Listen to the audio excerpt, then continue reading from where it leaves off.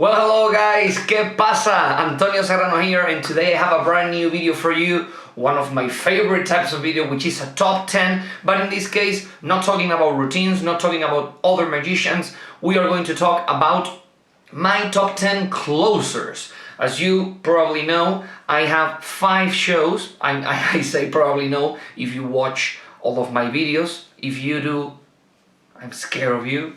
But I have like 5 shows that I go over and over every 5 years, and I'm going to talk about the 5 openers that I currently do in those 5 shows, and I am going to arrange them from the one that I like the most to the one that I like the least, let's say. Obviously I love these 5 closers, and I am also going to give you some honorable mentions, okay? Without further ado, let's get started. So the closer, number 5, would be cards across. I love this routine. I love this routine for several reasons, and most of the things that I'm going to say about cards across could also be said about the routine that I have placed in number 4, okay? And I'm going to explain why the routine that is in number 4 is better, in my opinion, than cards across.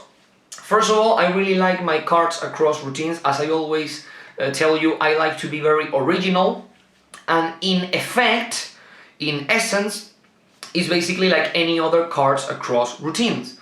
But I really like the method. I use a method that I have researched in a lot of books, videos, conferences, and things like that. And basically, I am creating the same effect, the same image that when you perform cards across using palming, right? Normally, when you perform cards across, you have to palm cards. You have to palm off cards and add cards. Depending on the routine, sometimes the cards you add are the same cards that you stole from the other pack, or sometimes is the other way around, right? But I am not very good at palming. Right? I don't like palming. I don't feel confident. It's one of those things that I have there as a goal, something to achieve in the future. But I really love cards across, and I try to come up with a way to perform cards across with virtually the same image, the same look as performing cards across with palming, but with no palming. I'm very sure that other magicians, other people smarter and with more experience than me probably came up with something very similar to what I do, but I never found a magician, anyone performing cards across the way I do, but I'm pretty sure that it's not original with me. So it's a good thing to do. It's like, I want to do this trick, I am practicing this method, this technique, I think it's not good enough, let's find another one. And sometimes trying to find another method and another way, maybe it's not easier, but it's easier having your set of skills, or the hands, the size of hands that you have in this case.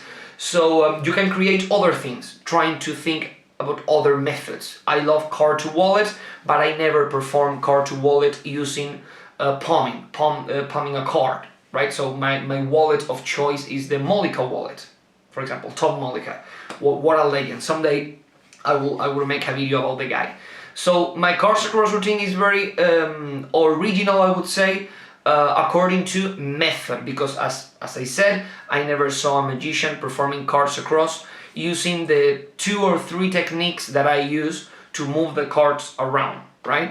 And I also, in my cards across routine, I have some very interesting gags to make the cards jump from one place to another. I use like extensible pole with a net, so they can count the cards inside the net at the end of the routine. I love this routine. And the most important thing is, in this routine, in this type of closer, in most of the closer that I'm going to talk about, is not the trick itself, is the moment, the genuine personal moment that I am creating on stage with these 2 people that are helping me. When I perform cards across, I normally get a guy and a woman, right? And all the gags, all the beats, each card travels in a different way. The last card makes the entire audience take part. The entire audience takes part in the travel in the journey of the last card. So it's quite interesting. And at the end of the day, when you count the 13 cards, they are not applauding and cheering because you move 3 cards around. They are applauding and cheering because we end this story, right? We arrive at the happy conclusion, and we are applauding the whole moment, the whole situation that we create that was so funny, and everyone was a part of it. The magician, the 2 spectators on stage, everyone that is still on their seats is also part of the routine. So I really like this routine. Let's move to number 4. Number 4 will be handcuff scape. I really love my handcuff scape. I don't know the exact name, but I use the old vintage handcuffs that is like a oval made of steel and has 4 chains, right? You can move them around, and you use 2 locks to lock your hands in, right? I really like this routine. I tried, or I wish that I've tried, I think it was Anthony Linden suit jacket escape. Extremely funny routine, plays incredibly big, but I never tried it. I never tried that routine because since I was extremely young, there are some footage of me performing this trick when I was like 17 or 18 in television here in the south of Spain. Maybe I can show you some pieces of those videos if my video editing skills allow me to. Quiero que tiréis de los lados, que veáis que estoy ahí bien metido dentro. Está bien, ¿no? Está trabajando. Ahí, Perfecto. perfecto. Y ahora quiero que cojáis, por favor, coge, Juan, vete para allá. Sí. Y coge tú una hombrera, tú otra, pues subí la chaqueta. Subí la chaqueta. Ahí, por aquí, baja la chaqueta. Ahí, muy bien. Entonces ahora, lo que voy a hacer, espera, puedes tirar, Andy, tira. Que quiero ¿De dónde? Tira, bueno. que estoy amarrado, ¿no? Sí. Vale, perfecto. Ahora, un paso para adelante, sí, un poquito para adelante, Lucas. Aquí, ahí, perfecto. No, mira, Alejandro, puedes tirar, Alejandro. I really love the way I perform it, just using my jacket in front of me and the cuffs and all the beats, all the gags that I have when the spectators, in this case 2 guys, are cuffing me up. And something that I add quite recently to that routine was more gags. Like I hand one of the spectators a handful of confetti, which is something that is quite popular here in the south of Spain, right?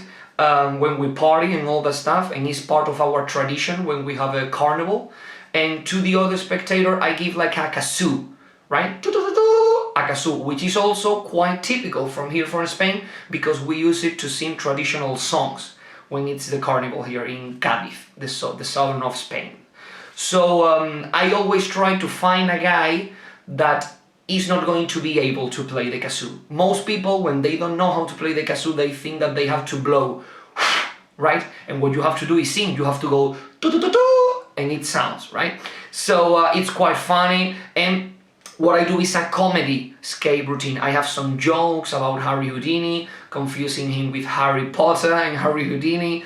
Some jokes with a frame. Oh, Houdini escaped from the picture, all that stuff.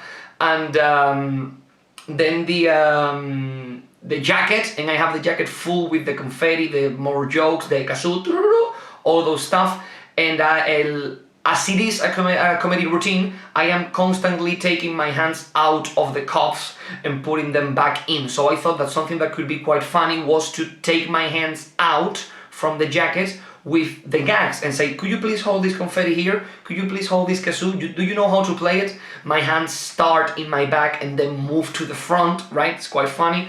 And the end of the routine once more is I show my hands empty. I say, let's everyone here count to 3, and you throw the confetti and you go and I go 1, showing my hand that is out, 1, 2, and 3, and in the number 3 I take away the jacket that they are both holding, and I go 3. He throws the confetti and he goes, and at that moment loud music starts to play. And as you can see, this is a great closer once more because of the moment that we are creating.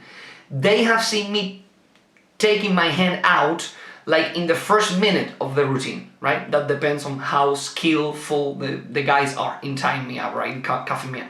So they have seen me taking my hands out the entire time. So this is not like a closer that is, oh my god, this is so magical, this is so... No, it's a great closer because once more it's about the moment, it's about the fun that we had, right? I really like this closer for that reason. Okay, number 3. Closer number 3 is the balloon swallow. The balloon swallow. Okay, most people say that the balloon swallow is a very good opener, but the reason that I don't like the balloon swallow as an opener is because for me it lacks an ending. It's like, for me, things that have no ending work better as an closer than an opener or a middle piece, because if you do something that has no end at the beginning or the middle of the show, people would think that you are going to end that routine any moment during the show. Like, oh my god, he ate the balloon, but we have still like half an hour, 30 minutes to finish the show. He's going to produce the balloon again. And that's something that I got a lot of times when I use the balloon swallow as a middle piece. I never use it as an opener. When you use it as a middle piece, everyone is like, I thought you were going to pull the balloon out. I thought you were going to... And I really don't like it. I have seen like David Stone lecture, and I know that Nicola Capel, so that's it, but I don't like producing the balloon. I really like swallowing the balloon, and that's it. So as a closer, I think it works very well, because there are a lot of films, a lot of movies that end with an open ending. It's like you don't know what's going to happen after that. And I think that finishing the show with that mysterious note is quite interesting. So something that I do is finishing the show with a callback, right? During the show that I use the balloon swallow, I have a gag with an electric deck. I talk about the electric deck in my homemade magic video. You should check it out. I go and all that stuff. And I do a gag that I say, this is not a waterfall, this is easier, this is funnier if I do it in Spanish. Because in Spanish I say, this is not a waterfall, esto no es una catarata, this is not a waterfall, this is a waterfall. And I say the word in English. And for some reason, I don't know why, the word waterfall, and with the gesture and the movement, people laugh their asses out. This is a waterfall. And I start a lot of jokes, like if you really like the show, if someone asks you, do you like the show? Don't say yes and don't say no. You have to look them in the eye and go, waterfall. And it's like 4 or 5 minutes of jokes with the electric deck and the word waterfall. So in other parts of the show, in other routines, I do callbacks saying waterfall. So when I swallow the balloon, I have some jokes. I talk about a friend of mine that is a fakir, right? People that do like dangerous stunts and all the stuff in India and things like that. I talk about him, I do some jokes, some gags, and at the end I say, and do you know what people normally say when they see me swallowing up the balloon? And people are completely silent, and I go, waterfall. Thank you very much and good night. The music starts and I go off, and I finish with a callback, right? Which is a very nice routine to finish with a callback, because the end of the routine, the last note in the routine is not a magical moment, it's a joke. And that's something that you have to keep in mind. If you have a routine with no ending, or you are not very happy with the ending of the magical ending of that routine, maybe it's because you need another ending. This is something that David Regal talks about this in his lectures, talking about the routine where he has a card that is a non-pick. Like, we are not going to pick a card, and everyone is picking cards from a deck, and there is only one card that the audience doesn't pick, right? And that card is predicted, and he has like a picture of his granddad. In fact, it's Billy McComb, right? And the whole joke of the routine is that he thinks that his grandfather loved his magic, but in fact he hated it.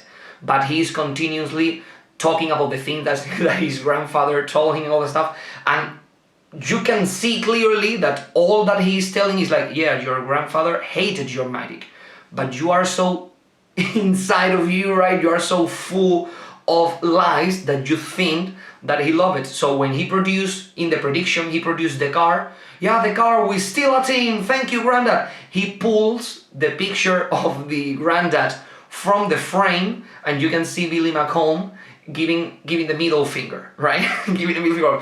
So, and he talks about the story of that. Like, I was performing this routine, and in some show, a woman, a friend or something like that, told me, that routine is lacking something in the end. It's like, yeah, you predicted the car. Like, yeah, I knew that this car wasn't going to be picked. Yeah, great. But the trick is not that much about the car. The trick is about the granddad, the relationship that you have with your granddad. So the last note of the trick, the real ending of the trick, is when you produce the picture of the granddad and you can see the middle finger, which is extremely funny, extremely funny, right? So this is the same thing, more or less, that I try to do with the balloon swallow, and it is great. It's a great closer. Last thing that I'm going to say about the balloon swallow.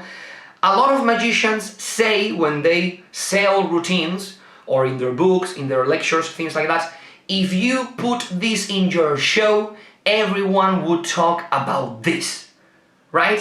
For example, I'm not going to say the name of the magician because I don't want to make them look bad, but I have a lot of routines where magicians establish that if you put this in your show, everyone is going to talk about this, right? A lot of magicians say that when they sell routines. I, for a long time, did in my show when I was 15, 16 years old, I did like 4 or 5 routines that had that quote, like, if you do this in your show, everyone would talk about this. The trick that people talked about at the end, once the show was over, was the balloon swallow. As simple as that. And in all of the different places where I learned the balloon swallow, the first place where I learned it was in John Archer's At the Table lecture. He never said, oh, if you put this in your show, everyone is going to talk about this. No, he simply taught it and all that stuff. And I have done a lot of shows using routines where the creator goes, if you put this in your show, everyone would talk about this. And I don't know if it is the country, I perform in Spain and all that stuff, but if I do a show and the balloon swallow is in the show, it doesn't matter what other trick you do. People are going to talk about the balloon swallow. It's as simple and as easy as that. Okay? Let's go to trick number 2. Oh my god, Iko the monkey. Iko is the name that I have for my monkey because of some jokes and some puns that I use, but it's basically Chico the mind reader from Bill Abbott. What an outstanding routine. I changed it quite a bit. I changed some props, I changed some gags because I wanted it to be mine. I have some gags with the puppet that are brand new, and I really love this routine. This routine was like a reputation maker the moment that I start performing with it. It's like the moment that I start performing this routine at the end of one of my shows, it was like, I know that it's going to be impossible for me to create a better closer than this one. And I think that I didn't. I think that the best closer that I have is the monkey, Chico, in my case Iko, the monkey, but it's not my number 1 closer because of the reasons that I'm going to state when we talk about number 1. So there is not a lot that I can say to you. Chico the mind reader, the puppet, the monkey puppet routine from Bill Abbott, outstanding routine, and it's extremely funny for kids, for adults, even teenagers. They just love it. It's extremely funny. In my case, the whole routine doesn't have any magical moments until the end. But once more, when the card, in my case I use playing cards, when the playing card gets predicted, it's like, yeah, it's good. The monkey, well, we know it's not the monkey, but the monkey guessed the card and he's a magician and he's a mind reader, that's great. But it's not the important thing. The important thing is the monkey, the puppet. They don't care about the trick. If I did exactly the same routine but without the prediction working, they couldn't care less. So it's an outstanding routine. Great routine. Yeah. And let's talk about some honorable mentions quite quickly. I've got here Magic Square. It's very good if you are doing some kind of mentalism show or for an older crowd and all that stuff. It's a great routine. My advice with the Magic Square is I really don't like it when you perform the Magic Square guessing the number. that the spectator use. It's like a lot of the times you see the magic square being done, and you do like build like a center tear or something like that to guess the number, to know secretly the number that the spectator is thinking, and then you do the magic square, you write all of the numbers, you ask for the number, and then you show all of the combinations, right? I don't like that. I prefer that if you want to perform the magic square, you have to be very clear, and the amazing factor of the magic square is that you have no idea how you can possibly come up with so many combinations to end up all of them in the same number. If you are doing that, but at the same time you are reading the spectator's mind to catch the number, is like, I don't see the point in that, right? From my point of view, and it is only my point of view, I think that magic square should be presented not as a mind-reading bit, but as like a talent, like a mathematical talent, a mathematical gift that you have. I think that is much more stronger than way. And a lot of the times before magic square, I do like a double multiplication, something like that routine that I learned in a video from Harry Lorraine. Great beat, and it is great to perform it before the magic square. It's extremely amazing. Then I have Rocky Raccoon, great routine. The only reason that I didn't put it in the top 5 is because my Rocky Raccoon routine is not that original. So the invisible deck, any presentation that I have for the invisible deck, the effect is that clean and that powerful that you could basically end the show with an invisible deck. And also turn and restore thread, right, as a poetical ending. It's great. I have here that you can do a lot of things to finish a show. Like you can finish the show with other arts. You can finish the show juggling, like for example Mark James does in some shows. You can do shapography. That was what Harry Anderson did, wise guy. He did the shapography to finish some of his shows. Then you can finish the show also with something that is like more of a prediction, more mentalism, like a cerebral thing, like predicting things, add a number routine. You can finish the show with something big, like something physical, like a big illusion or something like that. Or you can finish the show Malini style with something small. So the turn and restore thread is a great, small, intimate piece to close a show, and you can talk, and people finish. We finish the experience with the person, not with the magician, like with the person. That's something that I really like. And also a callback, as I already established. You can finish the show. You can finish the show simply using a callback, right? I said Malini. In case you don't know, Malini finished his show with the vanish of a coin inside of a little piece of paper. It's a trick that probably most of you know. Little square piece of paper, and you you put a coin inside, and you fold up the piece of paper, and simply by blowing, you can tear at the piece of paper and throw it to the air like it is confetti, and the coin, like a big gold coin, is completely vanished. Malini finished his show doing that trick, and it is great. It's like very personal. You remember the magician, you remember the person, not the tricks, right? And it is great. So my number 1 closer. If I didn't have this routine, obviously the monkey, Chico the mind reader, Ico, will be number 1, right? But the reason that I have this routine as number 1 is because it's quite similar in essence to the monkey, but it's original, and it is called Mojo the chicken. Right? I have a lot of puns with the name. Mojo, in case you don't know, is a type of sauce that normally goes with chicken when you eat it. So it's quite funny, and basically is not a card prediction, more like a card find. A person is thinking of a card, is shuffling the deck, and I take out, and it's one of those chickens that when you press it, it makes noises, and we have a lot of gags, and his dream is that he wants to fly, and I throw it across the stage, and he bumps, and he starts crying, and I try to make him relax a little bit to calm him off, and then I bring on stage like 5 different people, kids, adults. One of them is going to throw Mojo, the other one is going to make like a loop, something like that.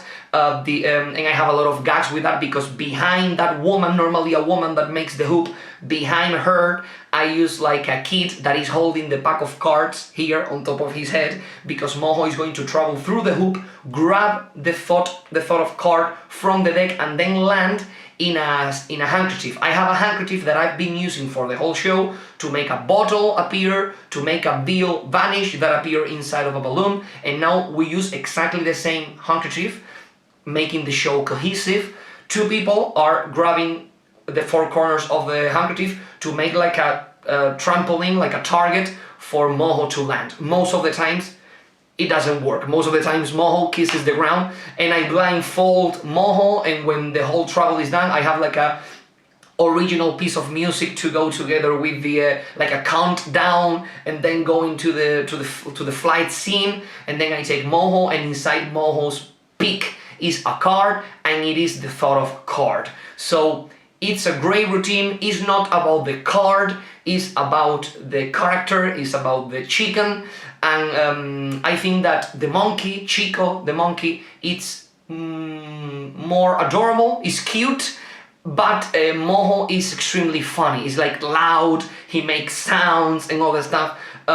Most people love more the monkey, because it's so cute, so you want to grab him, you want to touch it. Everyone is like, oh, Chico is so cool. In my case, Ico is so cute, all that stuff. But Moho is extremely funny. He's just very loud, saying things to the crowd, and he goes, ha!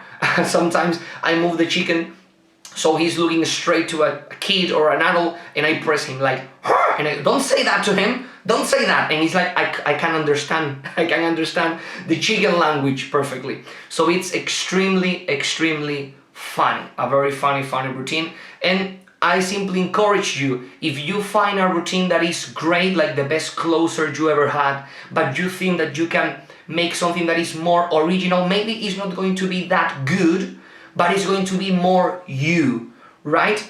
So try to do it. Try to come up with something that is 100% you, 100% original. The only reason why the routine that you bought is great is because that magician has performed that routine over and over again. So you have to do the same thing with your stuff, and you would end with the same result. You will end up having the same results. So that's it, guys. That's my top 5 closers of all time. I mean, 27 years, my time. And I really wish that you find this information useful. If you want to comment, subscribe, hit me up, please. I would love to know your thoughts, and I see you in the near future. Bye there.